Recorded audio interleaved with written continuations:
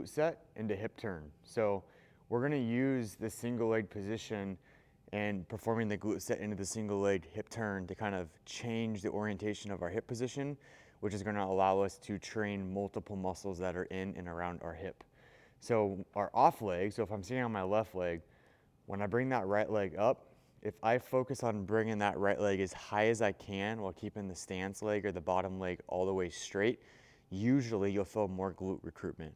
So if my knee's down low, I have to like consciously think to myself to fire my glute. But if I focus on keeping this leg straight and then try to get this knee as high as I can, it's way easier for me to feel my glute as long as I'm not leaning back.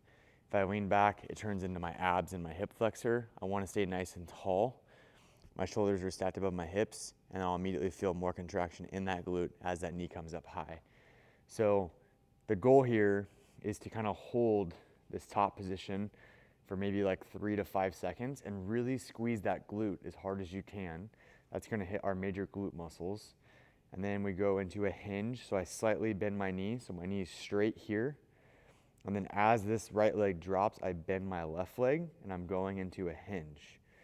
So I'm pretty much in like an RDL or a Romanian deadlift or a hinge position.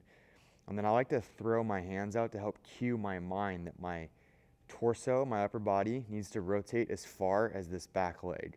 So if my right toe points toward the wall to my right, my torso needs to rotate to that direction as well. And then I come back out of that.